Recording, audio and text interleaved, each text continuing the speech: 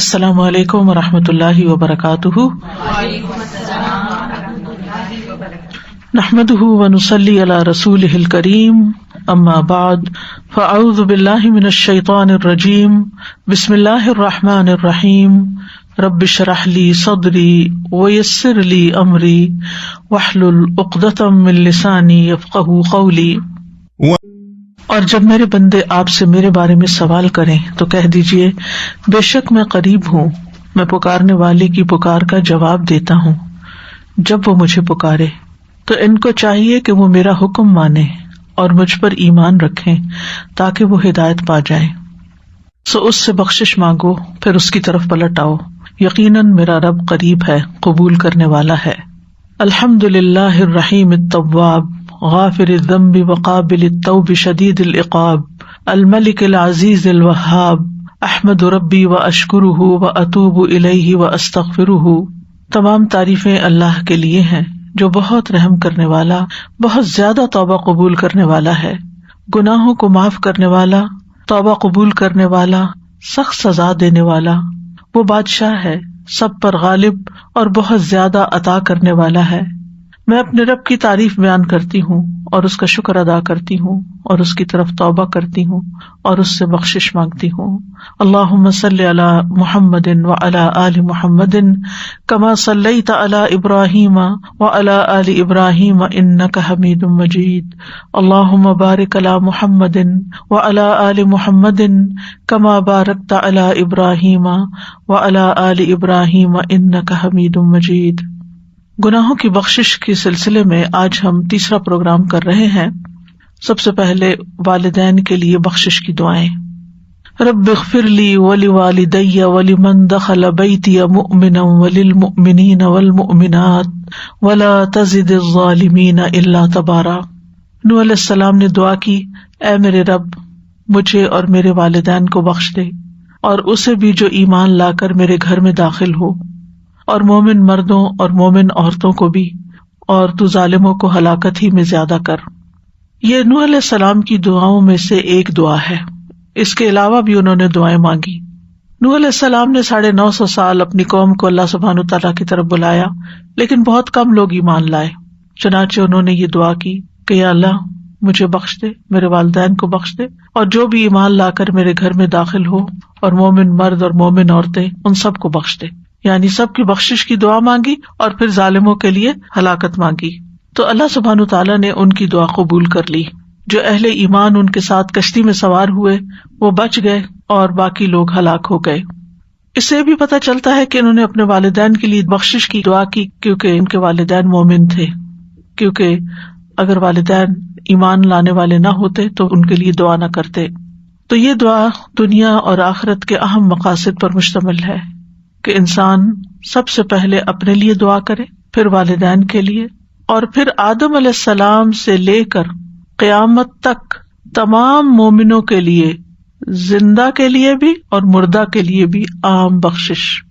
اور یہ انہوں نے عاجزی اختیار کرتے ہوئے اپنی بخشش کی بھی دعا کی، حالانکہ وہ نبی تھے، اور تمام انبیاء ایسے ہی ہوتے ہیں کہ وہ کتنے بھی نیک ہوتے ہیں یا ان کو کتنی بھی مراعات اللہ تعالیٰ کی طرف سے حاصل ہوتی ہے، ان کا مقام اور درجہ بلند ہوتا ہے، لیکن وہ ہمیشہ اللہ سبحانہ تعالیٰ کی مغفرت اور رحمت کے طلبگار ہوتے ہیں اور اپنے آپ کو بحیثیت بندے کے پیش کرتے ہیں۔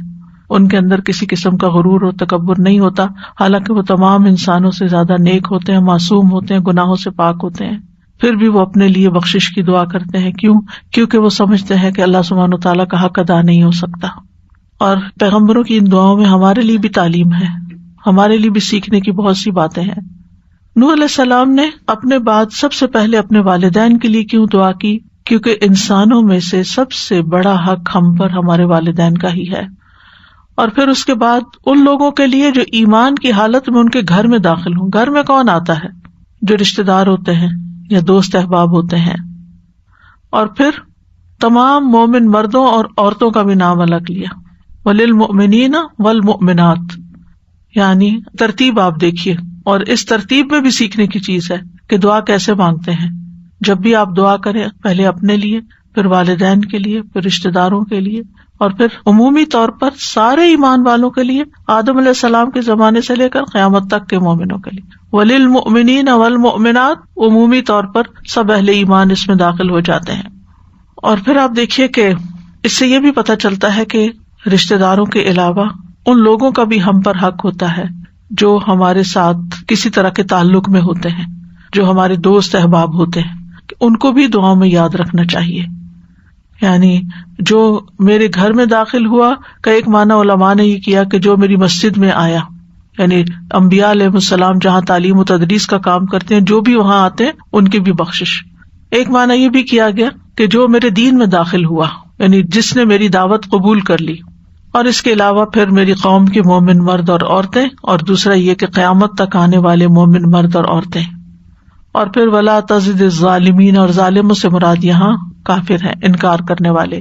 اللہ تبارہ یعنی اللہ ہلاکا، کہ ان کو ہلاکت میں ہی بڑھا دینا، ان کا بس اب نقصان ہی نقصان ہو. تو اس دعا سے ہمیں یہ پتہ چلتا ہے کہ استغفار کرنا سب پر لازم ہے، چاہے پیغمبر ہیں یا ان کے علاوہ باقی نیک لوگ ہیں، سبھی کو استغفار کرنی چاہیے، کیونکہ انبیاء اپنے لیے بخشش کی دعا کرتے رہتے ہیں. اور انسان کو ہمیشہ اللہ تعالیٰ سے معافی مانگتے رہنا چاہیے. اور پھر یہ بھی ہے کہ خاص طور پر والدین کے لیے دعا کرنا بڑا ضروری ہے. رسول اللہ صلی اللہ علیہ وسلم نے فرمایا، اللہ عز و جل جنت میں ایک نیک آدمی کے درجات کو بلند کرتا ہے تو وہ پوچھتا ہے کہ اے میرے رب، میرے یہ درجات کہاں سے آئے؟ اللہ تعالیٰ فرماتا ہے تیرے حق میں تیری اولاد کے استغفار کی برکت سے، یعنی تیرے بچے تیرے لیے استغفار کر رہے تھے. اور پھر سارے مومن مردوں اور عورتوں کے لیے ہم سب کو لازم ہے کہ دعا کریں، اور اس سے سب کا ایک طرح سے حق ادا ہوتا ہے. یعنی جتنے بھی اہل ایمان ہیں ان میں سے ہر ایک کا دوسرے پر کچھ حق ہے، کیونکہ ہر ایک کا دوسرے پر کچھ احسان ہے. وہ ہمارے لیے دعا کرتے ہیں، ہم ان کے لیے دعا کرتے ہیں، چاہے ہم ان کو جانتے ہوں یا نہ، یا وہ ہمیں جانتے ہوں یا نہ.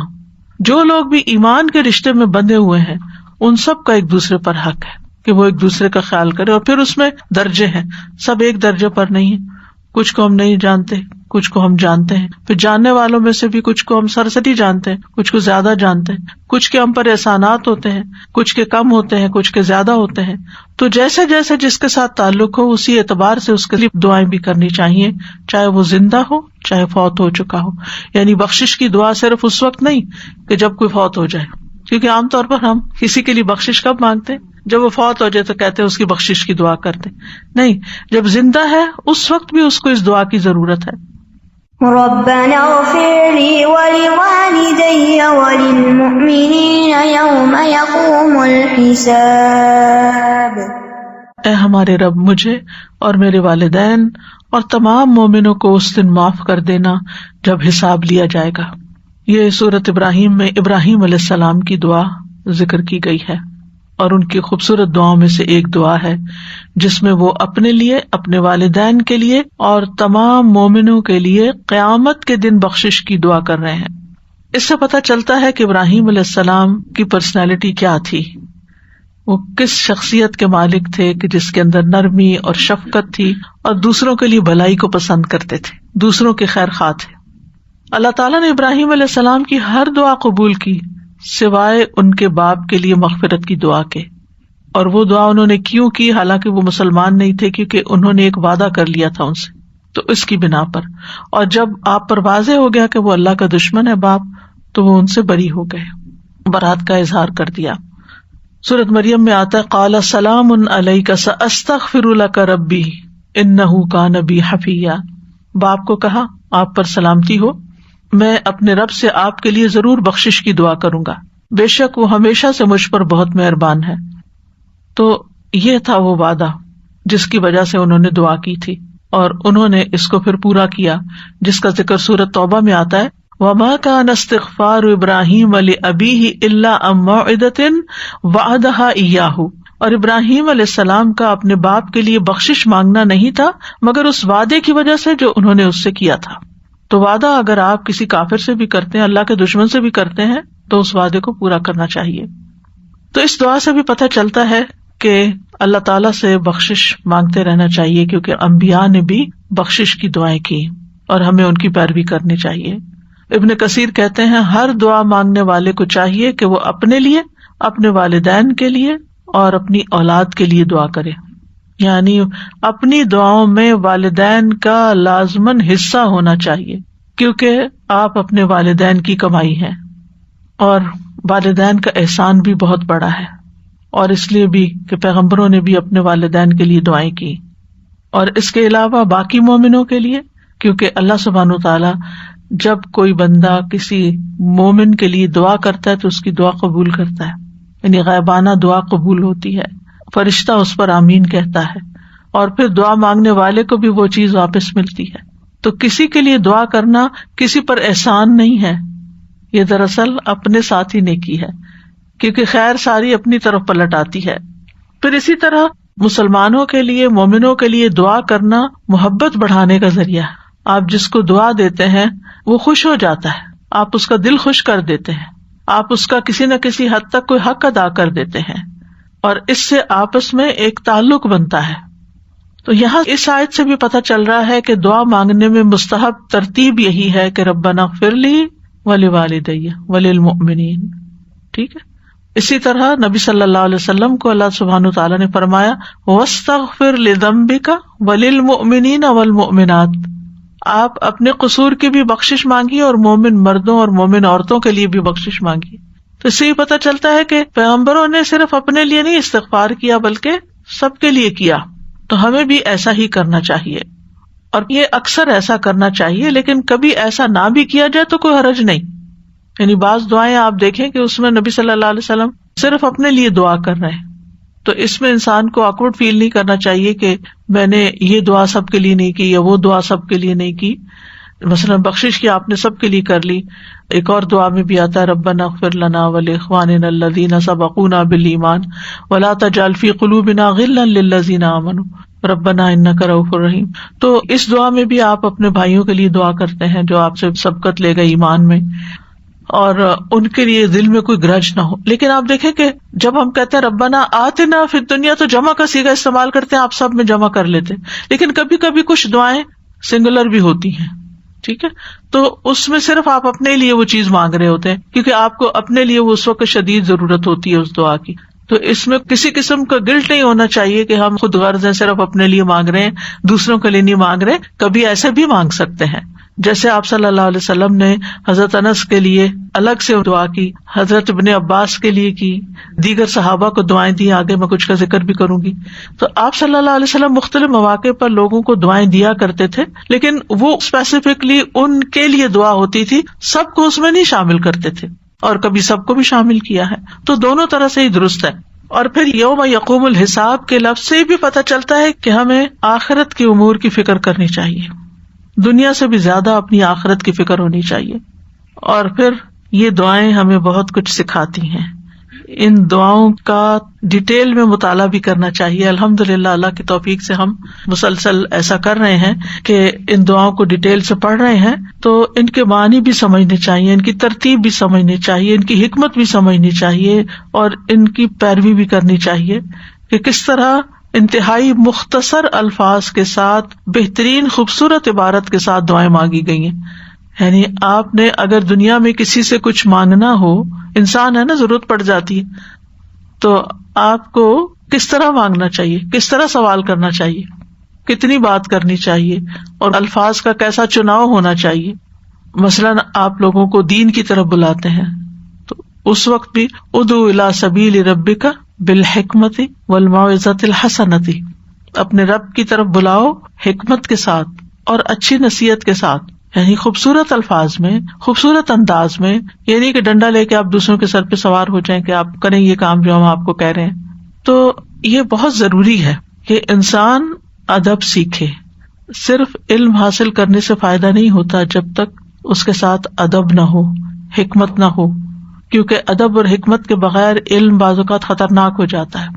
اگر آپ کے پاس ایک چھری ہے لیکن آپ نے چلانے کا ڈھنگ نہیں سیکھا تو آپ اپنے آپ کو بھی کاٹ لیں گے اور دوسروں کو بھی مار دیں گے۔ تو جہاں علم حاصل کرنے کے بہت سے فائدے ہوتے ہیں، وہاں اس کو ہر جگہ جا بے جا بغیر حکمت کے استعمال کرنا، اور کبھی ضرورت سے زیادہ ڈوز دے دینا اور کبھی کچھ بھی نہ کہنا، یہ بے اعتدالیاں بھی نقصان دیتی ہیں۔ تو بہرحال ان دعاؤں سے پتہ چلتا ہے کہ اپنے علاوہ ہمیں دوسروں کے لیے بھی بخشش مانگنی چاہیے. صفوان بن عبداللہ بن صفوان جن کے نکاح میں درداء تھی کہتے ہیں ایک مرتبہ میں ملک شام آیا اور ابو درداء کی خدمت میں حاضر ہوا. وہ گھر پر نہیں ملے، البتہ ام درداء موجود تھی. انہوں نے مجھ سے پوچھا کیا تمہارا اس سال حج کا ارادہ ہے؟ میں نے کہا جی ہاں. تو انہوں نے کہا ہمارے لیے بھی خیر کی دعا کرنا، کیونکہ نبی صلی اللہ علیہ وسلم فرمایا کرتے تھے کہ مسلمان اپنے بھائی کی غیر موجودگی میں اس کے پیٹھ پیچھے جو دعا کرتا ہے وہ قبول ہوتی ہے، اور اس کے سر کے پاس ایک فرشتہ اس مقصد کے لیے مقرر ہو جاتا ہے کہ جب بھی وہ اپنے بھائی کے لیے خیر کی دعا مانگے تو وہ اس پر آمین کہتا ہے اور یہ کہتا ہے تمہیں بھی یہ نصیب ہو. اب اس میں ایک تو یہ ہوتا ہے کہ لوگ آپ کو خود کہتے ہیں کہ ہمارے لیے یہ دعا کر دیں، وہ بھی کر دینی چاہیے، لیکن اس کے علاوہ بھی آپ بغیر کسی کے کہے اپنے دل سے دوسروں کو دعا دیں. مثلاً آپ کے پاس قبولیت کے اوقات ہیں، آپ حج پر گئے ہیں، عمرے پر گئے ہیں، کوئی اور دعا مانگنے کا موقع ہے، تو ایسے موقع پر آپ ان کو خود سے بھی دعا دیں، وہ کہیں یا نہ کہیں. اب دیکھیں کہ بر نیکی کیا ہوتی ہے. نیکی وہ نہیں ہوتی جو کوئی آپ سے کوئی سوال کرتا ہے تو پھر آپ کرتے ہیں، وہ بھی ایک نیکی ہے. لیکن احسان کیا ہوتا ہے کہ کسی نے آپ سے مانگا نہیں ہے، آپ خود اس کی ضرورت محسوس کر کے اس کو دعا دیتے ہیں یا کوئی چیز دیتے ہیں کہ لگتا ہے یہ بھوکا ہے، یہ پیاسا ہے، یہ بیمار ہے، اس کو دوا چاہیے، اس کو مشورہ چاہیے، یہ غمگین ہے، اس کو تسلی چاہیے، اس کو صبر کی تلقین چاہیے. یعنی یہ ہمیں خود سے دوسروں کی چیزیں محسوس ہونی چاہیے، اور دوسروں کے کہے بغیر جتنا وہ لینا چاہیں اس حد تک آپ آگے بڑھ سکتے ہیں. پھر اسی طرح ایک اور روایت میں ابو بکر صدیق رضی اللہ عنہ کا قول ہے اللہ کی خاطر بنے ہوئے بھائی کی دعا قبول ہوتی ہے. یعنی جن لوگوں سے ہم اللہ کی خاطر محبت کرتے ہیں ان کی دعائیں، کیونکہ وہ خالص ہو کے آپ کے لیے دعا کریں گے، دل سے آپ کے لیے دعا کریں گے. ایک آدمی نبی صلی اللہ علیہ وسلم کی خدمت میں آیا اور دعا کرنے لگا کہ اے اللہ مجھے اور محمد صلی اللہ علیہ وسلم کو بخش دے اور اپنی رحمت میں ہمارے ساتھ کسی کو شریک نہ کرنا. نبی صلی اللہ علیہ وسلم نے پوچھا یہ دعا کون کر رہا ہے؟ اس آدمی نے عرض کیا میں ہوں. نبی صلی اللہ علیہ وسلم نے فرمایا تم نے اس دعا کو بہت سے لوگوں سے اوٹ میں دے دیا ہے، یعنی محدود کر دیا ہے. اب دیکھیں نبی صلی اللہ علیہ وسلم کی کریکشن کا طریقہ بھی کتنا اچھا ہے نا، یعنی تم نے اس طرح کیا تو دیکھو بہت سے لوگ محروم ہو گئے. نبی صلی اللہ علیہ وسلم کو بھی اپنے لیے اہل ایمان کے لیے بخشش کی دعا کا حکم دیا گیا تھا، وَاسْتَغْفِرْ لِذَنبِكَ وَلِلْمُؤْمِنِينَ وَالْمُؤْمِنَاتِ. اسی طرح جو حاملین عرش فرشتے ہیں وہ بھی اہل ایمان کے لیے بخشش کی دعائیں کرتے ہیں. الذین یحملون العرش ومن حولہ، وہ فرشتے جو عرش اٹھائے ہوئے ہیں اور جو عرش کے ارد گرد ہیں. یسبحون بحمد ربہم، وہ اپنے رب کی حمد کے ساتھ اس کی تسبیح کرتے ہیں. ویؤمنون بہ، اور اس پر ایمان رکھتے ہیں. ویستغفرون للذین آمنوا، اور وہ ایمان والوں کے لیے بخشش کی دعا کرتے ہیں. اور کیا واسطہ دیتے ہیں اللہ کی رحمت کا؟ ربنا وسعت کل شیء رحمتا وعلما، اے اللہ اے ہمارے رب تو نے ہر چیز کو رحمت اور علم سے گھیر رکھا ہے. فاغفر للذین تابوا واتبعوا سبیلک وقہم عذاب الجحیم، تو ان کو تو بخش دے جنہوں نے توبہ کی، تیرے رستے پہ چلے اور انہیں بھڑکتی ہوئی آگ کے عذاب سے بچا لے. تو یہاں پر بھی آپ دیکھیں کہ جہنم کی آگ سے بچنے کی دعا ہے، کیونکہ انبیاء ہوں یا فرشتے ان کا جو ہم و غم ہے وہ آخرت کی کامیابی ہے. اور اسی طرح جو نیک صالح مومن ہوتے ہیں ان کے نزدیک بھی دنیا کے غموں سے بڑا غم آخرت کا غم ہوتا ہے کہ وہاں کیا ہوگا، یہ یہاں کی زندگی تو گزر جائے گی، وہاں کیا بنے گا. پھر اسی طرح فرشتے نمازی کے لیے بخشش کی دعائیں کرتے ہیں. ابو ہریرہ کہتے ہیں نبی صلی اللہ علیہ وسلم نے فرمایا جب تم میں سے کوئی نماز کے لیے کہیں ٹھہرا ہوا ہو، جیسے مسجد میں یا کسی جگہ انتظار کر رہے ہیں، تو وہ سارا وقت نماز میں ہی شمار ہوتا ہے اور فرشتے اس کے لیے دعا کرتے ہیں اللہم اغفر لہ وارحمہ. جیسے آپ جمعہ پڑھنے آتے ہیں تو پہلے ہی آ کے بیٹھ جاتے ہیں، ذکر اذکار کر رہے ہوتے ہیں، تو وہ بھی آپ کا ثواب کا ٹائم ہوتا ہے، عبادت کا ٹائم شمار ہوتا ہے، اور اس کے ساتھ ساتھ فرشتے آپ کے لیے دعا بھی کر رہے ہوتے ہیں. فرمایا یہ سلسلہ جاری رہتا ہے جب تک وہ اپنی نماز سے فارغ نہ ہو جائے یا بے وضو نہ ہو جائے، یعنی آپ وضو کی حالت میں بیٹھتے ہیں تو وہ آپ کے لیے دعائیں کرتے رہتے ہیں. پھر اہل ایمان دوسرے ایمان والوں کے لیے بخشش کی دعا کرتے ہیں، ربنا اغفر لنا ولاخواننا الذین سبقونا بالایمان.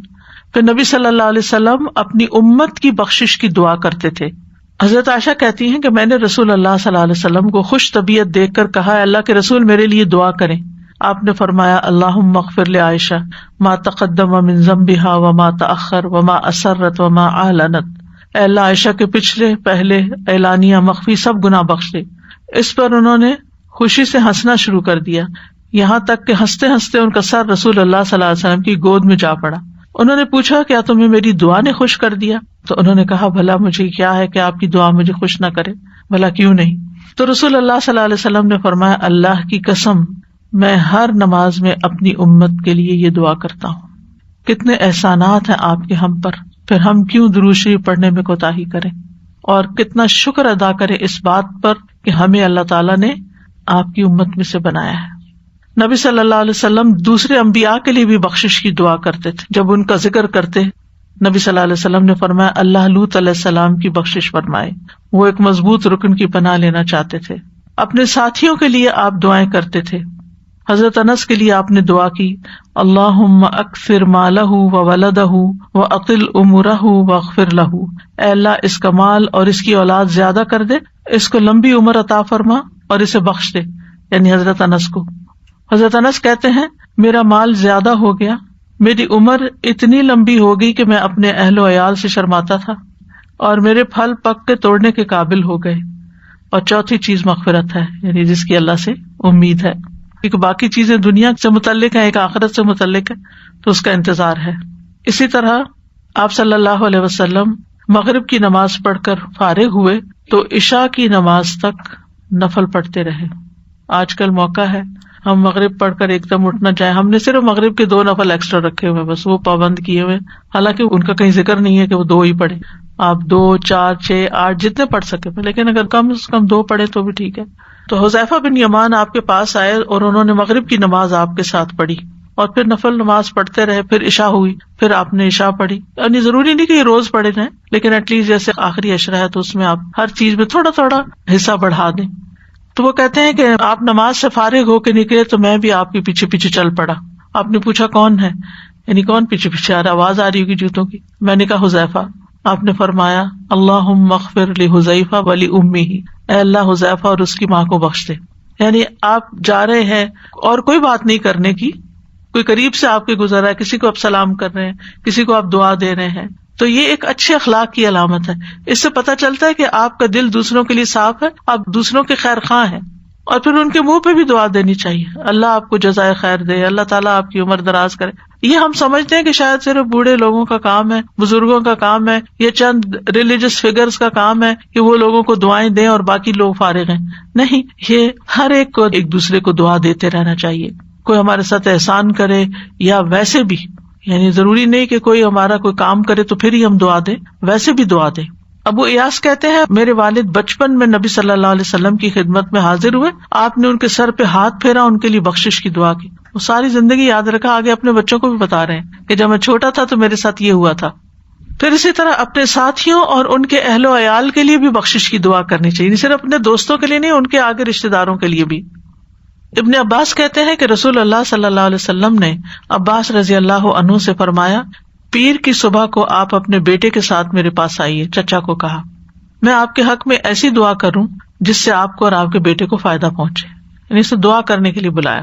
پھر وہ صبح کو گئے، ہم بھی ان کے ساتھ گئے، یعنی والد کے، تو آپ نے ہمیں ایک چادر اڑا دی، پھر دعا کی، اللہم اغفر للعباس وولدہ مغفرۃ ظاہرۃ وباطنۃ لا تغادر ذنبا اللہم احفظہ فی ولدہ، اے اللہ عباس کی اور ان کے بیٹے کی بخشش فرمائیے، ایسی بخشش جو ظاہر اور باطن دونوں اعتبار سے ہو، ایسی ہو کہ کوئی گناہ نہ چھوڑے۔ اے اللہ ان کی حفاظت فرما، ان کے بیٹے کے سلسلے میں بھی ان کی حفاظت کر، یعنی اس کے حقوق کی ادائیگی کی انہیں توفیق عطا کر، یعنی ان کو توفیق دے کہ اپنے بچوں کے صحیح لک آفٹر کریں۔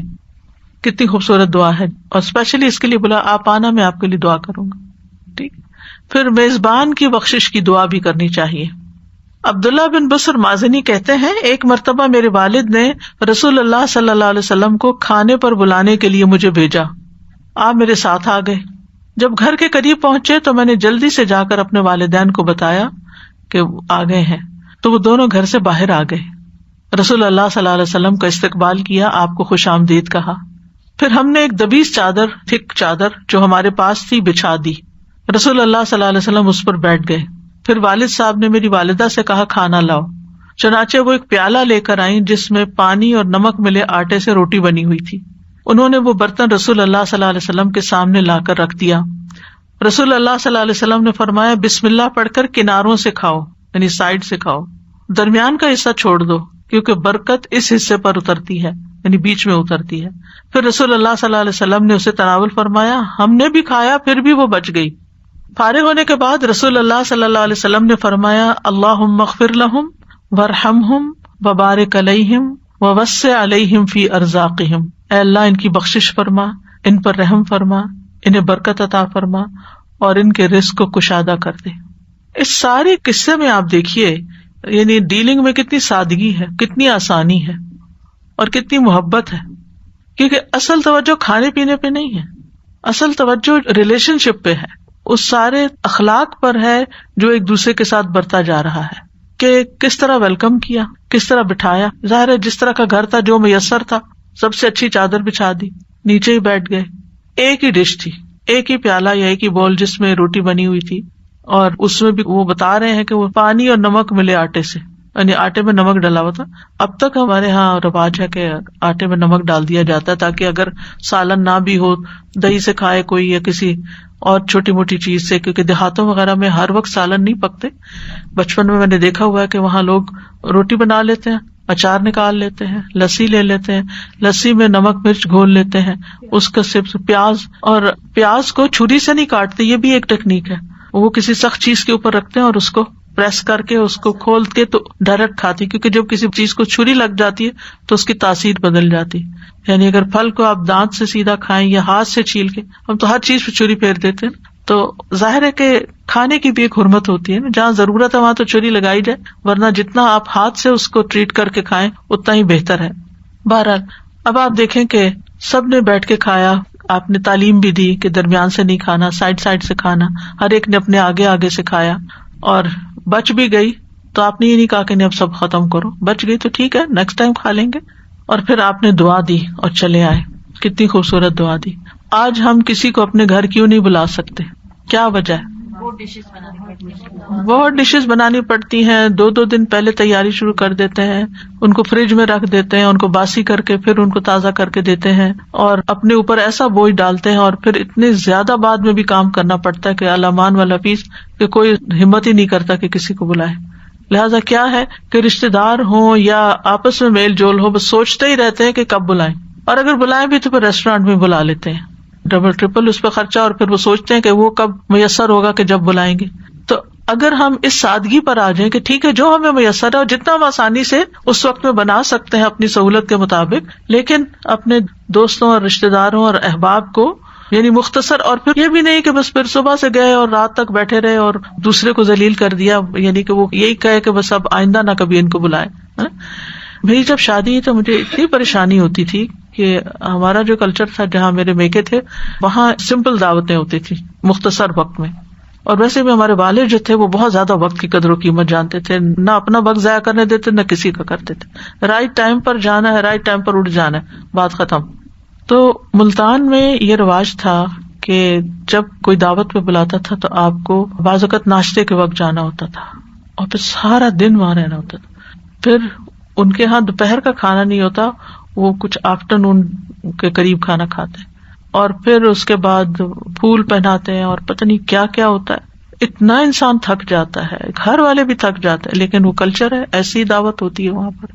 تو اتنا زیادہ ویسٹ آف ٹائم کہ آپ کے پاس کچھ کرنے کو نہیں. جو نئی دلہن آتی ہے وہ سب کے لیے نئی ہوتی ہے، اس کو یہ بھی نہیں پتا یہ کون ہے کیا ہے، لوگ آپس میں باتیں کرتے رہتے ہیں، اس کا کوئی انٹرسٹ نہیں ہوتا اس میں. تو وہ محبت بڑھنے کی وجہ ایک بیزاری بڑھ جاتی ہے کہ انسان پھر سوچتا ہے کہ دوبارہ کبھی جائے، نہیں ایسی جگہ نہیں جانا جہاں تھک ٹوٹ کے واپس آئے اور کچھ کام نہیں ہوا. اور خاص طور پر اگر آپ اپنے وقت کی قدر و قیمت رکھتے ہیں اور آپ کی زندگی میں کوئی مقصد ہے تو آپ ایسی چیزوں سے پھر 100 دفعہ پرہیز کرتے ہیں. تو بہرحال ہمیں اپنی زندگیوں میں سادگی اختیار کرنی چاہیے اور اپنی حیثیت سے مراد جسمانی، مالی اور اوقات کے مطابق اس طرح کے کام کرنے چاہیے کہ جس میں کسی کے لیے بھی تکلیف نہ ہو، بلکہ وہ مجلس محبت کی مجلس بنے، کسی کا آنا یاد بھی رہے، کہ کوئی آیا ہے اور کچھ فائدہ ہوا ہے. پھر بعض اوقات ہمارے یہاں یہ بھی ہوتا ہے، ہم بلا لیتے ہیں لوگوں کو، خود کچن میں رہتے ہیں، لوگ بیٹھے، شکر ہے مکھیاں نہیں ورنہ مکھیاں مارتے ہیں. ابھی آپ سے ملنے کے لیے آئے اور آپ غائب ہیں تو وہ بھی ایک تکلیف کا باعث بن جاتا ہے. یعنی کب آئے تو کیا کریں بیٹھ کے یہاں. پھر کچھ لوگ تو سیاست پہ باتیں کرنا شروع کر دیتے ہیں، کچھ اور اسی قسم کے ادھر ادھر کی کسی کی غیبت شروع کر دیتا ہے، یعنی اس سے کچھ حاصل نہیں ہوتا. تو ہم بعض اوقات نماز روزہ صدقہ وہ تو اپنا دین کا حصہ سمجھتے ہیں، لیکن یہ جو اسلامی اخلاق اور آداب ہیں، آپ دیکھیں جتنی ترقی یافتہ قومیں انہوں نے کسی نہ کسی طریقے سے اپنا لیے ہیں. جاپان کی شادیوں کے بارے میں پڑھ رہی تھی کہ کتنی وقت کی پابندی اور کتنی سمپلسٹی اور کتنا بہترین انتظام ہوتا ہے، لیکن ہمارے ہاں شادیاں ہوں یا ولیمے ہوں یا عقیقہ ہو یا کوئی مناسبت ہو یا کوئی نہ بھی ہو. اسی طرح عبداللہ بن بسر کہتے ہیں رسول اللہ صلی اللہ علیہ وسلم میرے والد کے ہاں مہمان ہوئے، ہم نے رسول اللہ صلی اللہ علیہ وسلم کی خدمت میں کھجور، پنیر اور گھی سے تیار کیا ہوا حلوہ پیش کیا.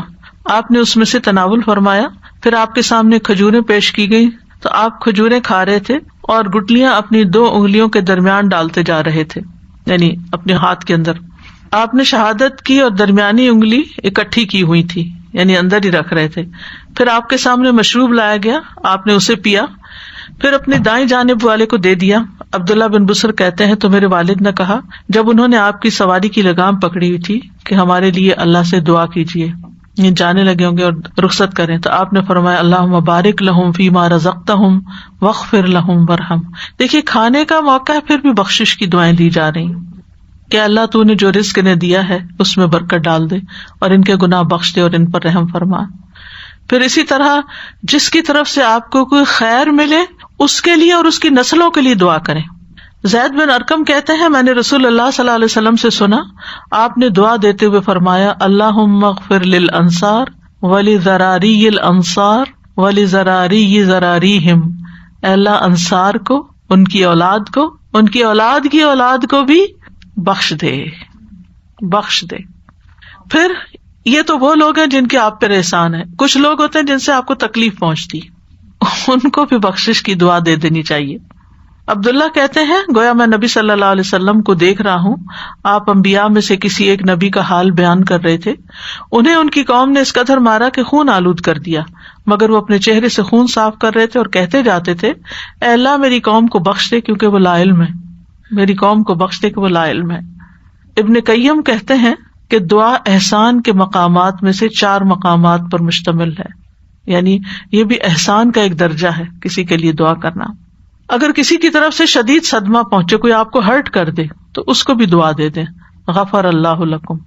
حضرت عائشہ کہتی ہیں جب غزوہ احد میں مشرکین شکست خوردہ ہوئے تو ابلیس نے چلا کر کہا اللہ کے بندو اپنے پیچھے والوں کی خبر لو.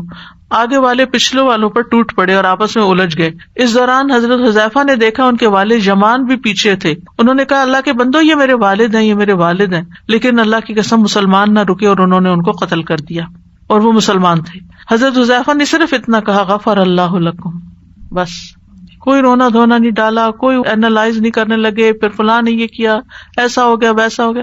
سب کی بخشش کی دعا کر دی کہ غلطی ہو گئی، اللہ تم کو معاف کر دے. اور وہ کہتے ہیں حذیفہ رضی اللہ عنہ ہمیشہ آخری دم تک والد کے قاتلوں کے لیے دعائیں خیر کرتے رہے یہاں تک کہ اللہ سے جا ملے. کیا اخلاق تھے کہ غلطی ہوئی ہے ان سے، یہ سمجھنا کہ دوسرے سے غلطی ہو گئی ہے، غلطی میں یہ کر بیٹھا ہے، جان کے نہیں کیا انہوں نے، اور دعائیں کر رہے ہیں. اسی طرح اگر آپس میں کسی کے ساتھ جھگڑا ہو جائے یا کچھ تو ربیہ کہتے ہیں میں رسول اللہ صلی اللہ علیہ وسلم کی خدمت کرتا تھا، آپ نے مجھے زمین دی اور ابو بکر رضی اللہ عنہ کو بھی زمین دی. ہم پہ دنیا غالب آ گئی، ہم دونوں کا کھجور کے ایک درخت پہ جھگڑا ہو گیا. ابو بکر نے کہا یہ میری زمین کی حد میں ہے، میں نے کہا یہ میری زمین کے اندر ہے. میرے اور ابو بکر رضی اللہ عنہ کے درمیان سخت کلامی ہو گئی تو ابو بکر رضی اللہ عنہ نے ایک ایسا کلمہ کہا جس کو میں نے ناپسند کیا، پھر وہ بھی شرمندہ ہوئے. انہوں نے کہا اے ربیہ مجھے بھی ایسے ہی کہو جو میں نے تمہیں کہا ہے تاکہ بدلہ ہو جائے. میں نے کہا میں ایسا نہیں کروں گا. ابو بکر رضی اللہ عنہ نے کہا نہیں تمہیں ضرور کہنا پڑے گا ورنہ میں رسول اللہ صلی اللہ علیہ وسلم سے فریاد کروں گا. میں نے کہا میں ایسا جملہ نہیں کہہ سکتا.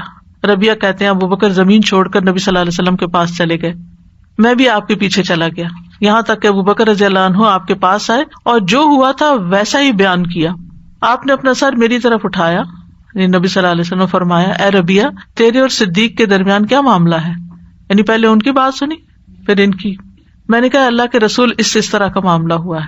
یعنی آپ دیکھیے نبی صلی اللہ علیہ وسلم کی حکمت کی صرف اپنے دوست کی بات پر فیصلہ نہیں کیا بلکہ دوسری طرف سے بھی پوچھا کہ کیا معاملہ ہے. میں نے کہا کہ اللہ کے رسول اس طرح کا معاملہ, تو آپ نے فرمایا ٹھیک ہے تم وہ کلمہ نہ کہو, یوں کہہ دو غفر اللہ لک یا ابا بکر, اے ابو بکر اللہ تجھے معاف کر دے. آسان حل بتا دیا کہ ان کی بخشش کی دعا کر دو, ان سے غلطی ہوئی ہے, ایسی بات زبان سے نکلی ہے تو بخشش کی دعا کر دو. حکمرانوں کے لیے بھی دعا کرنی چاہیے کہ اللہ ان کو ہدایت پر رکھے, اللہ ان کو سیدھی راہ دکھائے, ان کو صحیح طور پہ حکومت کرنے کی توفیق دے. مغیرہ بن شعبہ جب فوت ہوئے تو جریر بن عبداللہ کھڑے ہوئے اور فرمایا میں تمہیں اللہ کے تقوی کی وصیت کرتا ہوں, جو اکیلا ہے اس کا کوئی شریک نہیں, تم بات سنو اور اطاعت کرو جب تک تمہارا اور امیر نہیں آ جاتا. یعنی وہ تو فوت ہو گئے تمہارے امیر, تو اب نئے امیر تک انتظار کرو. پھر فرمایا مغیرہ بن شعبہ کے لیے بخشش کی دعا کرو, اللہ تعالیٰ ان کو معاف کر دے, کیونکہ مغیرہ درگزر کرنے کو پسند کرتے تھے, یعنی وہ بھی معاف کر دیا کرتے تھے, تو تم ان کے لیے معافی کی دعا کرو. اسی طرح سفر پہ جاتے ہوئے مسافر کے لیے بھی بخشش کی دعا کرنی چاہیے. زودک اللہ التقوی وغفر ذنبک ویسر لک الخیر حیث ما کنت, اللہ تجھے تقوی کا زیادہ راہ دے, تیرے گناہ بخش دے, تیرے لیے خیر کا حصول آسان کر دے, جہاں بھی تم ہو, جہاں بھی جا رہے ہو اللہ آسانیاں کرے. اور مرنے والے کے لیے تو بخشش کی دعا ہے ہی, اس کے لیے تو بخشش کی دعا کرنی ہی چاہیے. نبی صلی اللہ علیہ وسلم جب کسی میت کو دفن کر چکتے, فارغ ہوتے تو پھر وہاں تھوڑا ٹھہر جاتے تھے اور فرماتے اپنے بھائی کی مغفرت کی دعا کرو, اس کے لیے ثابت قدمی کی دعا کرو, کیونکہ اب اس سے سوال ہوگا. نماز جنازہ میں بھی یہ دعا پڑھتے اللہم اغفر لحینا و میتنا و شاہدنا و غائبنا و صغیرنا و کبیرنا و ذکرنا و انثانا, اے اللہ بخش دے ہمارے زندوں کو, ہمارے مردوں کو, ہمارے حاضر کو, ہمارے غائب کو, ہمارے چھوٹوں کو, ہمارے بڑوں کو, ہمارے مردوں کو, ہماری عورتوں کو, سب کو بخش دے. ربنا اننا سمعنا منادیا ينادي للإيمان أن آمنوا بربكم فآمنا ربنا فاغفر لنا ذنوبنا وكفر عنا سيئاتنا وتوفنا مع الأبرار. اے ہمارے رب, ہم نے ایک پکارنے والے کو سنا جو ایمان کی طرف پکار رہا تھا کہ تم اپنے رب پر ایمان لے آؤ, تو ہم ایمان لے آئے. اے ہمارے رب, ہمارے لیے ہمارے گناہوں کو بخش دے, ہم سے ہماری برائیوں کو دور کر دے, اور ہمیں نیک لوگوں کے ساتھ فوت کر. یہ سورۃ آل عمران کی آخر میں یہ دعا آئی ہے جہاں اللہ تعالیٰ عقل والوں کی صفات بیان کرتے ہوئے یہ ذکر کرتے ہیں کہ وہ اپنے رب کو یاد کرتے ہیں اٹھتے بیٹھتے لیٹے ہوئے, اور یہ دعائیں کرتے ہیں. تو ربنا, اے ہمارے رب, رب وہ ہے جو پرورش کرتا ہے, جو نرچر کرتا ہے. اللہ تو نے جسمانی طور پر ہمیں سب کچھ دیا, تو روحانی طور پر بھی ہمیں نرچر کر دے اور ہماری آگے کی زندگی بھی اچھی کر دے. اسی لیے دعائیں ربنا سے شروع ہوتی ہیں. حالانکہ اللہ تعالیٰ کے تو بہت سے نام ہیں. اننا, بے شک ہم نے, تاکید کے لیے. سمعنا, ہم نے سن لیا. منادین, ایک پکارنے والے کو. کون ہے پکارنے والا؟ اس میں ایک تو یہ کہا جاتا ہے کہ اس سے مراد رسول اللہ صلی اللہ علیہ وسلم, اور دوسرے قرآن بھی ہمیں پکارتا ہے, یا ایھا الذین آمنوا, وہ اللہ کا کلام ہے. ینادی للایمان, جو ایمان کے لیے پکار رہا تھا, یعنی پوری جاں فشانی کے ساتھ. ان آمنوا بربکم, کہ اپنے رب کی اطاعت کرو, اس کا تقوی اختیار کرو. تو قرآن جو ہے اول سے آخر تک ایمان باللہ کی پکار ہے. نبی صلی اللہ علیہ وسلم وفات پا چکے ہیں لیکن قرآن ابھی بھی ایمان کی طرف بلاتا ہے. فآمنا, تو ہم ایمان لے, یعنی ہم نے دعوت پہ لبیک کہہ دیا, جو ہم سے کہا گیا ہم نے کر لیا. اس دعا میں ربنا کی تکرار ہے اور صفت ربوبیت کا واسطہ ہے, وسیلہ ہے. اور پھر آمنا, ایمان کو وسیلہ بنایا گیا ہے. یعنی پہلے یہ کہنے کی کیا ضرورت ہے, سیدھی دعا کیوں نہیں مانگی, پہلے کہا اللہ ہم ایمان لا چکے, تو ہمارے ایمان کی وجہ سے تو ہمیں بخش دے, گناہوں سے ہماری حفاظت فرما, ہماری پردہ پوشی فرما. اور پھر آپ دیکھیے کہ وکفر عنا سیئاتنا, ہماری برائیوں کو ڈھانپ دے, کہ اللہ ہمارا ستر نہ کھولنا, یعنی جو ہم نے گناہ کیے ہیں سب کے سامنے نہ آئے. لیکن کچھ لوگ تو اپنے ماضی کے گناہ خود بتا بتا کے خوش ہوتے رہتے ہیں, حالانکہ اس سے منع کیا گیا ہے, جو ہو چکا سو ہو چکا. اور پھر یہ کہ سیئات کا لفظ سو سے ہے, سو کہتے ہیں ایسی چیز جو ظاہر ہو تو قبیح اور بری لگے. تو انہوں نے ذنوب کی بخشش کے ساتھ ساتھ سیئات کو بھی دور کرنے کا مطالبہ کیا, یہ قابل غور ہے اس دعا میں. کیونکہ گناہوں سے مراد کبیرہ گناہ ہے اور سیئات سے مراد صغیرہ گناہ ہے. اور پھر مزید بھی مانگا کہ ہمیں نیک لوگوں کے زمرے میں اٹھانا، ان کے ساتھ ہمارا حشر کرنا. یہ کیسے ممکن ہے کہ ہم مرتے دم تک نیک لوگوں کی صحبت میں رہیں اور جب مرے تو انہی کے بیچ میں ہمیں موت آئے، یعنی ان کا ساتھ ہمیں نصیب رہے دنیا میں بھی اور پھر آخرت میں بھی، انہی کے ساتھ اٹھے. کیونکہ المرء مع من احب، یہاں انہوں نے یہ نہیں کہا ہمیں مومنوں کے ساتھ اٹھانا، کہا ابرار کے ساتھ اٹھانا. ابرار کا لفظ بر سے ہے، بر نیکی کو کہتے ہیں. ابرار وہ ہوتے ہیں جو نیکی کرتے ہیں پھر نیکی کرتے ہیں پھر نیکی کرتے ہیں، یہاں تک کہ نیکی کرنا ان کی صفت بن جاتی. وہ نیکیوں ہی کے درپے ہوتے ہیں، کسی نیکی کرنے کے بعد رکتے نہیں، نیکی پر نیکی پر نیکی اور ہر طرح کی نیکی. اور پھر وہ صرف خود نہیں کرتے، اوروں کو بھی نیکی کی دعوت دیتے ہیں، اور پھر جس چیز کی دعوت دیتے ہیں اس پر خود عمل کرتے ہیں، حتیٰ کہ ابرار ہونا ان کی صفت بن جاتی ہے. اور پھر آپ دیکھیے ہماری عادت ہے نا کہ ہم دوسروں کو کچھ کرتے دیکھتے تو ہمیں بھی خیال آ جاتا ہے. تو توفنا مع الابرار میں ہوگا کہ ایسے لوگوں کے بیچ میں رہیں گے تو ان کو دیکھ دیکھ کے ہمیں بھی کچھ نہ کچھ کرنے کا موقع ملتا رہے گا. تو اس دعا سے یہ پتہ چلتا ہے کہ انسان گناہوں کی بخشش بھی مانگے، برائیوں سے دوری بھی مانگے اور نیک لوگوں کا ساتھ بھی مانگے، اور پھر ساتھ ساتھ اللہ تعالیٰ کے انعامات اور احسانات کا ذکر بھی کرے اور اپنے نیک عمل کا وسیلہ بھی دے. اللہ تعالیٰ کے رب ہونے کے نام سے وسیلہ دینا جو ہے یہ پسندیدہ ہے، اور تکرار کے ساتھ اللہ کا نام دعا میں لینا، یا رب یا رب یا اللہ یا رحمان یا رحیم یا کریم یا ذل جلال والاکرام یا حی یا قیوم. یہ اس طرح بیچ بیچ میں دعاؤں کے پکارتے رہنا چاہیے، یعنی صرف مانگتے نہیں رہنا چاہیے، اللہ کے اچھے اچھے ناموں سے اس کو پکارنا بھی چاہیے. تو گناہوں کی بخشش جو ہے اس میں توبہ استغفار کے علاوہ ایسی نیکیاں بھی ہوتی ہیں جو گناہوں کی تکفیر کر دیتی ہیں. ان الحسنات یذہبن السیئات جس کا یہاں ذکر کیا گیا. پھر کفارہ بننے والے گناہ بھی ہوتے ہیں. پھر نبی صلی اللہ علیہ وسلم کی شفاعت سے بھی بخشش ہوتی ہے اور غیر نبی کی شفاعت سے بھی. پھر مومنوں کی دعا سے بھی بخشش ہوتی ہے. پھر میت کی طرف سے اگر کوئی صدقہ کرتا ہے تو اس کے گناہ بخشے جاتے ہیں اور اس کی مشکل آسان ہوتی ہے. پھر بندے پر قبر میں جو آزمائش آئے گی وہ بھی کفارۃ السیئات ہو جاتی ہے.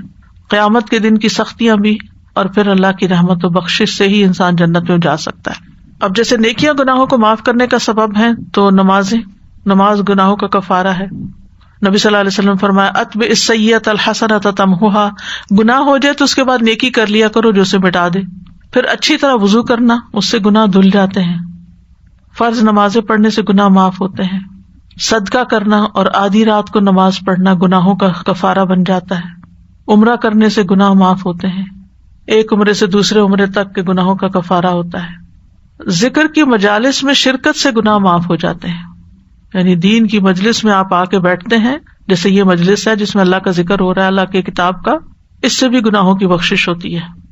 مسند احمد کی روایت ہے جب کوئی جماعت اکٹھی ہو کر اللہ کا ذکر کرتی ہے اور اس سے اس کا مقصد صرف اللہ کی رضا ہوتی ہے تو آسمان سے ایک منادی آواز لگاتا ہے کہ تم اس حال میں کھڑے ہو کہ تمہارے گناہ معاف ہو چکے ہیں اور تمہارے گناہ نیکیوں میں بدل دیے گئے. کتنی برکت ہے، کتنا فائدہ ہے. لیکن عام طور پر ہم اس کے بارے میں کبھی سوچتے بھی نہیں ہیں. یعنی چل کے جانا، کسی مجلس میں بیٹھنا اور اللہ کا ذکر سننا گناہوں کی بخشش کا ذریعہ ہے. پھر بیماری میں بھی انسان اللہ کی تعریف کرتا رہے، الحمدللہ کہتا رہے، شکوہ نہ کرے تو یہ بھی گناہوں کے معاف ہونے کا ذریعہ بن جاتا ہے. اللہ تعالیٰ فرماتے ہیں جب میں اپنے بندوں میں سے کسی مومن بندے کو آزماتا ہوں اور وہ اس آزمائش پر بھی میری تعریف کرتا ہے تو جب وہ اپنے بستر سے اٹھتا ہے تو وہ اپنے گناہوں سے اس دن کی طرح پاک صاف ہو جاتا ہے جس دن اس کی ماں نے اسے جنم دیا تھا. راستے سے تکلیف دہ چیز ہٹانے سے بھی گناہ معاف ہوتے ہیں. کوئی آکورڈ کرسی پڑی ہوئی ہے، کوئی جوتا پڑا ہے، کوئی کاغذ گرا ہوا ہے، کچھ بھی، کوئی کارپیٹ کا کنارہ مڑ گیا ہے، یعنی لوگوں کے لیے رستے آسان کرنا. پھر نماز کے بعد تسبیحات کرنے سے گناہ معاف ہوتے ہیں. حدیث میں آتا ہے جس نے ہر نماز کے بعد 33 بار سبحان اللہ، 33 بار الحمدللہ، 33 بار اللہ اکبر کہا تو یہ 99 کلمات ہو گئے، اور 100 کا عدد پورا کرنے کے لیے لا الہ الا اللہ وحدہ لا شریک لہ لہ الملک ولہ الحمد وہو علی کل شیء قدیر کہہ دیا تو اس کے سارے گناہ معاف کر دیے جائیں گے چاہے وہ سمندر کی جھاگ کے برابر ہوں. پھر 100 دفعہ سبحان اللہ و بحمدہ پڑھنے سے گناہ معاف ہوتے ہیں. پھر اسی طرح جو آدمی یہ پڑھے لا الہ الا اللہ واللہ اکبر والحمد للہ وسبحان اللہ ولا حول ولا قوۃ الا باللہ تو یہ جملہ اس کے گناہوں کا کفارہ بن جاتا ہے چاہے سمندر کی جھاگ کے برابر ہی کیوں نہ ہو. تو گناہوں کی بخشش کی دعاؤں میں رب اغفر لی ولوالدی وللمؤمنین والمؤمنات اور ربنا اغفر لی ولوالدی وللمؤمنین یوم یقوم الحساب اور ربنا اننا سمعنا منادیا ینادی للایمان. ٹھیک. اور ربنا اغفر لنا ولاخواننا الذین سبقونا بالایمان اور پھر رب اغفر وارحم وانت خیر الراحمین. یہ بھی ایک دعا ہے. اس میں بخشش کے علاوہ رحمت کی طلب بھی ہے. بخشش کا مطلب ہے گناہ ڈھانپ دے ہمارے، بخش دے، اور رحمت کا مطلب ہے کہ ہمیں اب آئندہ ایسے کاموں کی توفیق دے کہ ہم گناہوں سے بچے رہیں، سیدھے راستے پر چلیں. تو مغفرت کے ساتھ گناہ کی تکلیف ختم ہو جائے گی اور رحمت کے ساتھ دینی دنیاوی فائدے حاصل ہوں گے. پھر یہ دعا بھی ہے ربنا اتمم لنا نورنا واغفر لنا انک علی کل شیء قدیر. اے ہمارے رب، ہمارے لیے ہمارا نور پورا کر دے اور ہمیں بخش دے، یقیناً تو ہر چیز پر خوب قادر ہے. مطلب یہ کہ ہمیں ہمیشہ نور میں رکھنا حتیٰ کہ ہم جنت تک پہنچ جائیں. یاد رکھیے ہر بندے کا نور اتنا ہی ہوگا جتنے اس کے نیک اعمال ہوں گے، یعنی قیامت کے دن پلسرات پہ سے خاص طور پر گزرتے ہوئے جہاں مکمل اندھیرا ہے. اور یہ دعا وہاں بھی پڑھیں گے لوگ. پھر ہے سبحان اللہ وبحمدہ استغفر اللہ واتوب الیہ. رسول اللہ صلی اللہ علیہ وسلم اپنی وفات سے پہلے کثرت کے ساتھ یہ پڑھتے سبحان اللہ وبحمدہ استغفر اللہ واتوب الیہ. پھر سبحانک اللہم ربنا وبحمدک اللہم اغفر لی. نبی صلی اللہ علیہ وسلم رکوع اور سجدے میں یہ دعا پڑھا کرتے تھے. پھر ہے اللہم اغفر لی وتب علی انک انت التواب الغفور. اے اللہ مجھے معاف کر دے، میری توبہ قبول فرما، بے شک تو توبہ قبول کرنے والا، بے انتہا مغفرت کرنے والا ہے. ایک انصاری کہتے ہیں کہ انہوں نے نبی صلی اللہ علیہ وسلم کو نماز میں 100 مرتبہ یہ دعا کرتے ہوئے سنا. پھر ہے استغفر اللہ الذی لا الہ الا هو الحی القیوم واتوب الیہ. اس دعا کو پڑھنے سے کبیرہ گناہ بھی معاف ہوتے ہیں، جیسے جنگ سے فرار. پھر ایک اور دعا اللہم اغسل انی خطایای بماء الثلج والبرد ونق قلبی من الخطایا کما نقیت الثوب الابیض من الدنس وباعد بینی وبین خطایای کما باعدت بین المشرق والمغرب. اے اللہ مجھ سے میرے گناہوں کو برف اور اولے کے پانی سے دھو دے اور میرے دل کو خطاؤں سے اس طرح پاک صاف کر دے جس طرح تو نے سفید کپڑے کو میل سے پاک صاف کر دیا، اور مجھ میں اور میرے گناہوں میں اتنی دوری کر دے جتنی مشرق اور مغرب میں. اب آپ دیکھیے کہ گناہ تو ایک غیر مادی چیز ہے نا، تو بارش اور اولے اور برف پانی یہ تو دیکھنے والی چیز ہے. تو یہ ایک طرح سے ایک امیج دیا گیا ہے کہ جس طرح بارش ہوتی ہے فضا صاف ہو جاتی ہے، آسمان صاف ہو جاتا ہے، برف پڑتی ہے تو پولوشن ختم ہو جاتی ہے. تو اسی طرح اللہ تعالیٰ کی رحمت آتی ہے تو گناہ بھی انسان سے صاف ہو کے اس کی دھند چھٹ جاتی ہے، اس کے دل کا غبار ہٹ جاتا ہے اور انسان مطمئن ہو جاتا ہے. پھر ہے سید الاستغفار. سید الاستغفار اللہم انت ربی لا الہ الا انت خلقتنی وانا عبدک وانا علی عہدک ووعدک ما استطعت اعوذ بک من شر ما صنعت ابوء لک بنعمتک علی وابوء بذنبی فاغفر لی فانہ لا یغفر الذنوب الا انت. اے اللہ تو ہی میرا رب ہے، تیرے سوا کوئی معبود نہیں. تو نے مجھے پیدا کیا، میں تیرا بندہ ہوں، اور جہاں تک میری استطاعت ہے تیرے عہد و پیمان پہ قائم ہوں. میں تجھ سے اپنے کاموں کے شر سے پناہ مانگتا ہوں اور اپنے اوپر تیرے احسانوں کا ذکر کرتا ہوں، اور میں تیرے لیے اپنے گناہوں کا بھی اعتراف کرتا ہوں. بس تو مجھے بخش دے، کیونکہ تیرے علاوہ کوئی گناہوں کو بخشنے والا نہیں ہے. یہ اللہ ہی کا کام ہے کہ بخشتا ہے. بندے تو اپنے حصے کے بھی ذاتیاں معاف نہیں کرتے، تو باقی کیا معاف کریں گے. سید الاستغفار پڑھنے کا بہت عظیم اجر ہے. آپ نے فرمایا جس نے صبح کے وقت ان کلمات میں یقین رکھتے ہوئے دل کی گہرائی سے ان کو پڑھا، پھر شام ہونے سے پہلے اسی دن اس کا انتقال ہو گیا، وہ جنتی ہے. اور جس نے ان پر یقین رکھتے ہوئے رات کے وقت ان کو پڑھ لیا، پھر صبح ہونے سے پہلے انتقال کر گیا، تو وہ جنتی ہے. صبح شام کی دعاؤں کے ساتھ بھی پڑھ سکتے ہیں اور اس کے علاوہ بھی پڑھ سکتے ہیں، نماز میں پڑھ سکتے ہیں، آخر میں التحیات کے بعد. نبی صلی اللہ علیہ وسلم نے اس دعا کو سید الاستغفار کا، سید کہتے ہیں سردار، یعنی استغفار کے بہت سے صیغے ہیں لیکن یہ سب سے ٹاپ پر ہے. کیا وجہ ہے؟ ان کے الفاظ میں ذرا غور کرتے ہیں. سب سے پہلے ہے اللہم انت ربی، اللہ تو میرا رب ہے. یہاں توحید ربوبیت کا اقرار ہے، اللہ کو رب مان لیا، تو نے مجھے پیدا کیا، تو ہی میرا مالک ہے، تو ہی میرا رازق ہے. لا الہ الا انت، اس میں توحید الوہیت کا اقرار ہے کہ اللہ تو ہی بس میرا الہ ہے، تو ہی عبادت کے لائق ہے. خلقتنی وانا عبدک، اس میں بندے کی طرف سے عبودیت اور عاجزی اور اللہ کے لیے فرما برداری کا اقرار ہے، یعنی تو نے مجھے پیدا کیا اور میں تیرا بندہ ہوں، میں تیرا غلام ہوں، تیرے آگے جھکا ہوا ہوں۔ وَأَنَا عَلَىٰ عَهْدِكَ وَوَعْدِكَ مَا اسْتَطَعْتُ، اس میں بندے کی طرف سے اعتراف ہے کہ میں صراط مستقیم کی پابندی کروں گا اور اس میں پوری کوشش لگا دوں گا، اپنی کمٹمنٹ نبھاؤں گا۔ وَأَنَا عَلَىٰ عَهْدِكَ وَوَعْدِكَ مَا اسْتَطَعْتُ، جتنی میری ہمت ہوئی میں اس کے مطابق کمٹمنٹس نبھاؤں گا، تیرے ساتھ عبادت کا، تیری الوہیت کا، جو میں نے عہد کیا کہ تو ہی میرا رب ہے، لست بربکم، تو میں اس کو پورا کروں گا۔ اعوذ بک من شر ما صنعت، اس میں بندے کی طرف سے تمام شر اور گناہوں اور نافرمانیوں سے اللہ کی پناہ طلب کی گئی ہے، یعنی جو گناہ ہم سے ہو جاتے ہیں ان کا جو نتیجہ ہوتا ہے برا، اس سے بھی پناہ مانگی گئی۔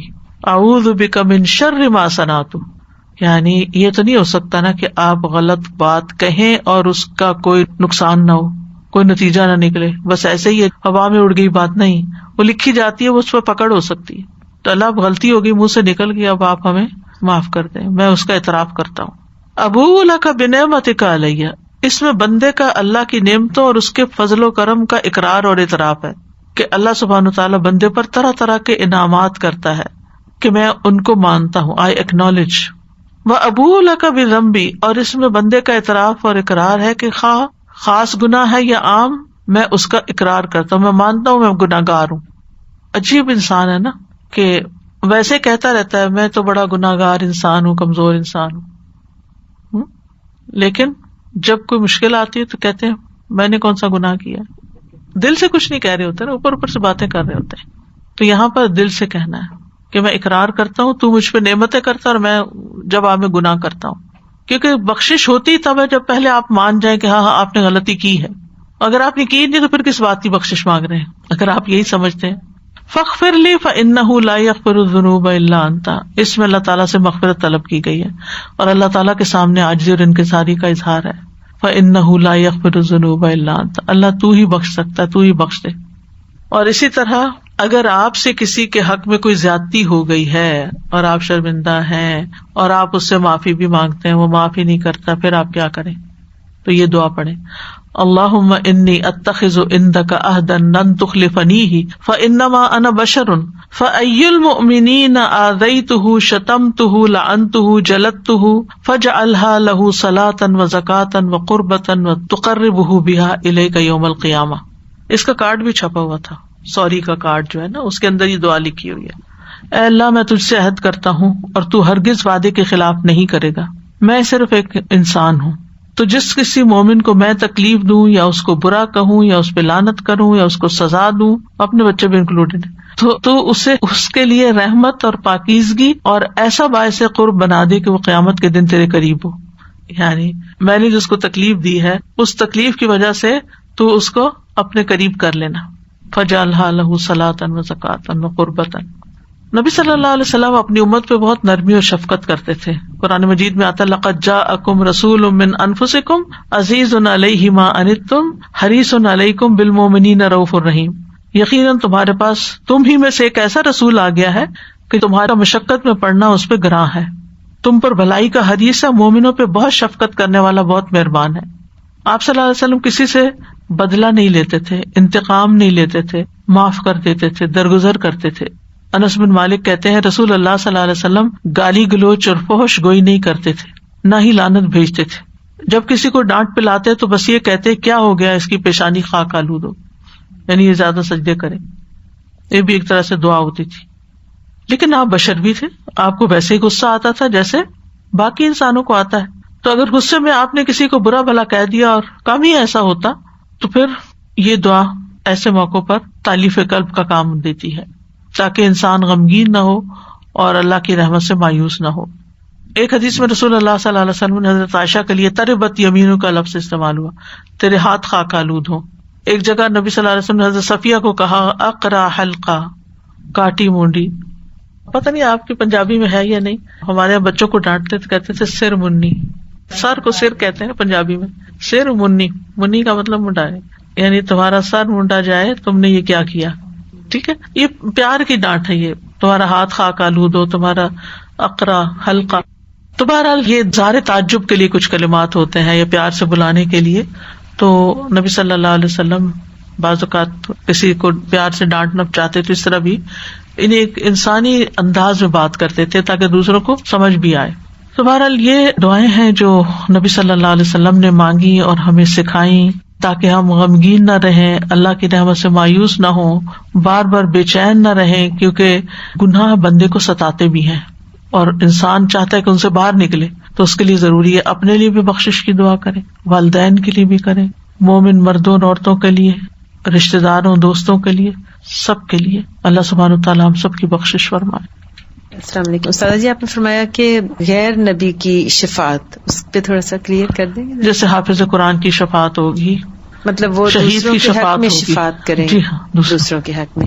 اور دوسرا آپ نے کہا کہ گناہ جو ہے وہ نیکیوں میں بدل جائیں گے, تو نیکیوں کی توفیق ہو جائے گی یا وہی جو گناہ کیے ہوں گے دونوں طرح, نیکیوں کی توفیق بھی اور پچھلے گناہ ادھر شفٹ ہو جائیں گے نیکیاں بن کے.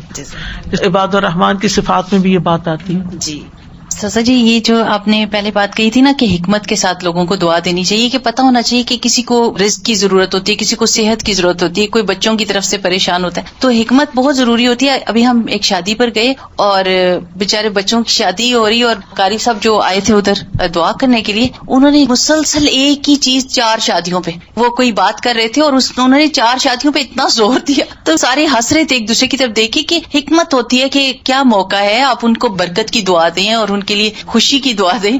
یعنی کبھی وہ سنت کو بھی دیکھ لیں کہ نبی صلی اللہ علیہ وسلم نے کتنے موقعوں پہ ایسا خطبہ دیا, اس طرح کی کوئی اسپیچ کی. میرا ایک سوال تھا والدین کے مناسبت سے کہ جو ہمارے اسٹیپ پیرنٹس ہوتے ہیں ان کے لیے ہمارے کیا حقوق ہیں جو دنیا سے چلے گئے یا ہمارے ساتھ ہیں, جیسے ہمارے ان کے ساتھ بھی حسن سلوک کرنا چاہیے. جن والدین نے ہمیں پیدا کیا ان کا حق تو سب سے بڑا ہے ہی, لیکن جو دوسرے والدین ہیں جیسے نانی نانا ہے, بعض اوقات وہ پالتے ہیں, یا ایسی یعنی اڈاپٹ کیا کسی نے, یا پھر ستیلے ہیں, یا ساس ہیں, یا پھر روحانی والدین ہیں, استاد ہیں یا مینٹور ہیں, تو یہ سب بھی حسن سلوک کے مستحق ہیں. یعنی عام رشتہ داروں اور عام دوستوں وغیرہ سے زیادہ ان کا حق ہوگا. جیسے میری امی بڑی امی جو تھیں وہ لاول تھیں, ہمیں ان کے بچے. جی, تو پھر آپ پر ان کے ساتھ حسن سلوک واجب آتا ہے. ٹھیک ہے نا.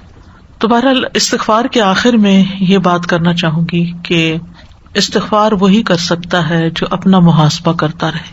دنیا میں ہمیں عمل کے لیے آزادی تو دی گئی ہے, لیکن ہم حقیقت میں آزاد نہیں, انجام میں آزاد نہیں ہے. انجام تو اللہ کے ہاتھ میں ہے. ٹھیک ہے نا. اس وقت ہمیں اختیار ہے جو چاہیں بولیں جو چاہیں کہیں, لیکن اس کا نتیجہ کیا نکلنے والا ہے یہ ہمارے اختیار میں نہیں ہے, وہ اللہ ہی کے اختیار میں ہے. لہٰذا اگر دنیا میں ہم سے کوئی غلطی ہو جائے, کوئی کڑوا بول لیں یا کوئی سختی کر دیں کسی پر, تو پھر دوسری دفعہ اچھا بھی کریں, اس کو میٹھے بول سے بدل دیں. لیکن پھر بھی گلٹ ایک رہ جاتی ہے نا, تو اپنے لیے بھی اور اس شخص کے لیے بھی استغفار کریں. بعض غلطیاں ایسی ہوتی ہیں کہ ان کا انجام دنیا میں نظر آ جاتا ہے, دنیا میں ہی ظاہر ہو جاتا ہے, لیکن کچھ ایسے ہیں جن کا انجام تو کل ہی پتہ چلے گا. جب موت آئے گی تو سارا معاملہ سامنے آ جائے گا کہ کرتے کیا رہے, تو وہ بڑی سخت ریگریٹ کا وقت ہوگا. تو اس سے پہلے انسان اپنے لیے استغفار کرتا رہے. تو عقل مند وہی ہے جو ہر روز اپنا محاسبہ کرے کہ آج میں نے کس کے ساتھ کیا کیا اور آج میں نے اللہ کے حق میں کہاں کمی کی. یعنی اپنا بے لاگ جائزہ, اپنے ساتھ کوئی رحم نہیں. جو غلطی کی ہے اس کو مانے ہم, تب استغفار قبول ہوگی, تب توبہ قبول ہوگی. اور یہ کیوں کروایا جاتا ہے؟ تاکہ ہم غلطی کر کے پلٹیں. یعنی توبہ استغفار کا ایک فائدہ یہ بھی ہے کہ ہم غلطی پہ غلطی کرتے نہ جائیں بلکہ ہم رک جائیں. اور آپ دیکھیں کہ جس شخص کو یہ احساس ہو نا اس نے غلطی کی ہے, تو پھر وہ غلطی کر کے فوراً اگر توبہ کرنے والا نا اچھا انسان ہے تو وہ پلٹ آئے گا. بالکل ایسے ہی جب آپ مثلا گھر سے نکلے کسی کے گھر جانے کے لیے, اور اگر آپ کو پتا چلے کہ اوہ آپ نے تو ہائی وے الٹ لے لی ہے, جہاں سے نہیں مڑنا چاہیے تو وہاں سے, تو آپ کیا کریں گے؟ اپنی غلطی پہ کیا کریں گے؟ چلو ہم آگے پکنک کر آتے ہیں, کیا چھوڑو اس کے گھر جانا, واپس پلٹیں گے. بالکل یہی ہے, واپس پلٹنا ہے. ہو گئی غلطی کے اندر نہیں رہنا, غلطی سے باہر نکلنا ہے. تو ہم صرف اس پر ہی خوش نہ ہوتے رہے کہ ہم بڑے نیک لوگ ہیں اور نیکی کے کام کرتے رہتے ہیں. ہم سب سے غلطیاں ہوتی ہیں اور ان پر پلٹنا ہے, کیونکہ کل بنی آدم خطا وخیر الخطائین التوابون. ہر انسان خطا کار ہے اور بہترین خطا کار وہ ہے جو خطا کے بعد توبہ کر لے. ٹھیک ہے. اور توبہ کا مطلب یہ کہ اپنی غلطی کا اعتراف کرے. تو عام طور پہ لوگوں کے لیے بڑا مشکل ہوتا ہے, کیونکہ انسان سوچتا ہے اس سے میری بےزتی ہو جائے گی, اس طرح میں دوسرے کی نگاہ میں ہلکا ہو جاؤں گا. یعنی کہ ایک عاجزی کی کیفیت ہوتی ہے نا, جب آپ کسی سے سوری کرتے ہیں یا معافی مانگتے ہیں, تو بہت سے لوگوں کے اندر جو غرور ہوتا ہے وہ جھکنا نہیں چاہتے, لیکن یہ غرور ان کو سخت نقصان دینے والا. اسی لیے فرمایا نا, کسی کے دل میں رائی برابر بھی تکبر ہوا تو جنت میں نہیں جائے گا. تو اللہ تعالیٰ ہمیں اس سے بچا کے رکھے. استاذہ جی ایک سوال ہے کہ جیسے بعض دفعہ دعائیں عربی میں پڑھ رہے ہیں اور پھر معنی جو پڑھے ہیں وہ زیادہ یاد رہ جاتے ہیں, تو ضروری ہے کہ اس دعا کو پھر ہم اپنی زبان کے علاوہ اس کو عربی کو زیادہ وہ کریں؟ اگر بعض دفعہ یاد نہیں ہو رہی ہوتی تو ہم اردو میں بھی مانگ سکتے ہیں. جی ہاں بالکل. اصل بات یہ ہے کہ یہ صرف چند وظیفے یا چند عملیات یا چند رٹی رٹائی باتیں پڑھ لینا ہی کافی نہیں ہوتا, بلکہ غور و فکر کر کے اپنی زبان میں اپنے اندر ایک احساس لا کر توبہ کرنا یہ بہت ضروری ہے, رو کر. اور پھر اس کے لیے اسی لیے کہا گیا نا, اٹھتے بیٹھتے کربٹوں پہ, یعنی جہاں وہ کیفیت طاری ہوئی وہیں پر شروع ہو جائیں. یہ بھی نہیں کہا کہ مصلی کا انتظار کرو یا پھر آپ حرم جانے کا کرو تو تب توبہ کرو, نہیں, دیر اینڈ دین کر لو. ایک اور چیز کہ جیسے آپ نے کہا تھا نا کسی کو بھی دعائیں دے سکتے ہیں, تو ہم جیسے پانی پی رہے ہوتے ہیں تو دھیان آتا ہے اللہ تعالیٰ ہمیں آپ نے جیسے پانی دیا, اللہ جن کے پاس نہیں ہے ان کو بھی دے. کھانا کھایا, ایسے مانگ سکتے ہیں. خیر خواہی تو یہی ہے نا کہ انسان کے پاس جو کچھ ہے وہ دوسرے کے لیے بھی وہی چاہے. ایمان کا تقاضا ہی یہی ہے, نہ کہ جس کے پاس ہے اس کو دیکھ کے حسد کرتا رہے. اصل میں تقویٰ کا مطلب یہی ہے کہ شعوری احساس والی زندگی بسر کریں. استاذہ جی بشر ہونے کے ناطے, انسان ہونے کے ناطے بہت ساری غلطیاں انسان سے ہوتی چلی جاتی ہیں, اور مجھے تو یہ لگتا ہے کہ یہ جو چھوٹی غلطیاں یہ بھی انسان کو جو پلٹ کے واپس لاتی ہیں نا, میں سمجھتی ہوں کہ یہ بہت بڑی نعمت ہوتی ہے کہ اگر ہم سے کوئی غلطی ہو جائے اور پھر احساس ہو جائے اور پھر ہم فوراً اس کی توبہ کر لیں. لیکن ہمارے ہاں یہ ہوتا ہے کہ ہم دوسرے کی کوئی پرابلم آ جائے, کسی کو کوئی دیکھ لیں تکلیف میں تو کہتے ہیں ہاں اس کو یہ اس کی وجہ سے پکڑ آئی تھی, اس کو یہ وجہ ہے, اور ہر وقت اس کی وجہ سے اس کی پکڑ ہوتی ہے. لیکن اپنی طرف محاسبہ, عقل مند تو وہی ہے نا جو اپنا محاسبہ کرتا رہے. اوکے, وآخر دعوانا ان الحمد للہ رب العالمین. سبحانک اللہم وبحمدک, اشہد ان لا الہ الا انت, استغفرک واتوب الیک. السلام علیکم ورحمۃ اللہ وبرکاتہ.